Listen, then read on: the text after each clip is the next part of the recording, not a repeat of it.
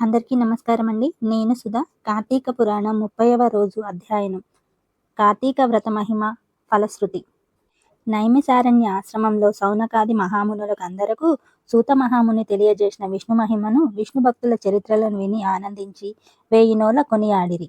సౌనకాది మునులకు ఇంకనూ సంశయములు తీరనందున సూతుని గాంచి, ఓ ముని తిలకమా, కలియుగమందు ప్రజలు హరిషడ్వర్గములకు దాసులై ఆచారపరులై జీవించుచు సంసార సాగరము తరింపలేకున్నారు. అటువంటి వారు సులభంగా ఆచరించు తరుణోపాయమేదైనా కలదా?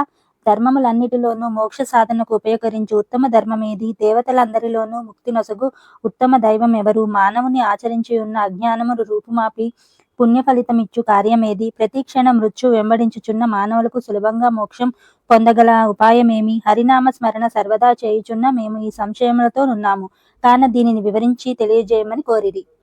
అంత సుతుడా ప్రశ్న ఆలకించి, ఓ మునులారా, మీకు కలిగిన సంశయములు తెలుసుకొనవలసినవి. కలియుగమందలి మానవులు మందబుద్ధి క్షణిక సుఖములతో నిండిన సంసార సాగరము దాటుటకు మీరడిగిన ప్రశ్నలు మోక్ష సాధనలు కాగలవు. కార్తీక వ్రతం వలన యాగాది క్రతువుల్లో నర్చిన పుణ్యము దాన ధర్మ ఫలం చేకూరును. కార్తీక వ్రతం శ్రీమన్నారాయణునికి ప్రీతికరమైన వ్రతం. ఇది అన్ని వ్రతముల కంటే ఘనమైనది. శ్రీహరి వర్ణించి ఉన్నాడు. ఈ వ్రత మహిమ వర్ణించుటకు నాకు శక్తి చాలదు. అంతే కాదు, సృష్టికర్తయ్యగా బ్రహ్మదేవునికి కూడా శక్యం కాదు. అయినను సూక్ష్మంగా వివరించదును. కార్తీక మాసమందు ఆచరించవలసిన పద్ధతులు చెప్పుచున్నాను, శ్రద్ధగా ఆలకింపుడు. కార్తీక మాసమున సూర్య భగవానుడు తులారాశి అందున్నప్పుడు శ్రీహరి ప్రీతి కొరకు మనకి ముక్తి కలుగుటకు తప్పనిసరిగా నదీ స్నానం చేయవలను. దేవాలయానికి వెళ్లి హరిహరాదులను పూజించవలను. తనకున్న దానితో కొంచెమైనా దీపదానం చేయవలను. ఈ నెల రోజులు విధవ వండిన పదార్థాలు తినకూడదు. రాత్రిలు విష్ణువాలయమును గాని శివాలయమును గాని ఆవునేతితో దీపారాధన చేయవలను. ప్రతిదినం సాయంకాలం పురాణ పఠనం చేయవలను. ఈ విధంగా చేసిన సకల పాపముల నుండి విముక్తులై సర్వ సౌఖ్యములు అనుభవింతురు.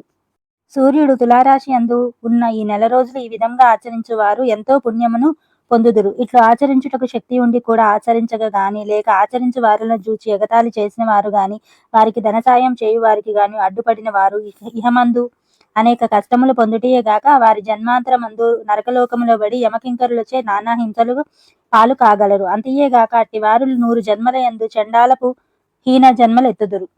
కార్తీక మాసంలో కావేరీ నదిలో గాని, గంగా నదిలో గాని, అఖండ గౌతమి నదిలో గాని స్నానం ఆచరించి ముందు చెప్పిన విధంగా నిష్ఠతో ఆచరించిన వారు ఇహమందు సర్వసుఖములు అనుభవించుటేగాక జన్మాంతరమైన వైకుంఠ వాసులగుదురు. సంవత్సరంలో వచ్చు అన్ని మాసముల కన్నా కార్తీక మాసం ఉత్తమమైనది, అధిక ఫలదాయమైనది, హరిహరాదులకు ప్రీతికరమైనది. కావున కార్తీక మాసం వలన జన్మ జన్మల నుండి వారలకున్న సకల పాపములు హరించి మరు జన్మ లేక వైకుంఠమందురే ఉందురు. పుణ్యాత్ములకు మాత్రమే ఈ వ్రతం ఆచరించడి కోరిక పుట్టును. దుష్టులకు, దుర్మార్గులకు, పాపాత్ములకు కార్తీక వ్రతమును యావగింపు అసహ్యం కలుగును. కాన ప్రతి మానవుడు ఈ పరమ సత్యమును గ్రహించి ఇటువంటి పుణ్యకాలమున చేతులారా విడవక ఆచరించవలెను. ఇటుల నెల రోజు చేయలేని వారు కార్తీక శుద్ధ పౌర్ణమి నాడు అయినా తమ శక్తి కొలది వ్రతం ఆచరించి పురాణ శ్రవణం చేసి జాగరణ ఉండి మర్నాడు ఒక బ్రాహ్మణునికి భోజనం ఇచ్చినచో నెల రోజులు చేసిన ఫలితం దక్కును. ఈ మాసంలో ధనం, ధాన్యం, బంగారం, గృహం, కన్యాదానం చేసినచో ఎప్పటికీ తరగని పుణ్యం లభించును. ఈ నెల రోజులు ధనవంతుడైనను బీదవాడైనను మరెవరైనను సరే సదా హరినామ స్మరణ చేయుచు, పురాణాలు వింటూ, పుణ్యతీర్థములు సేవిస్తూ, దాన ధర్మములు చేయుచు ఎడల వారికి పుణ్యలోకంబులు ప్రాప్తించును. ఈ కథ చదివిన వారికి, వినిన వారికి శ్రీమన్నారాయణుడు సకల ఐశ్వర్యములు ఇచ్చి వైకుంఠ ప్రాప్తి కలుగజేయును. 30వ రోజు పారాయణం సమాప్తం. ఓం నమః శివాయ.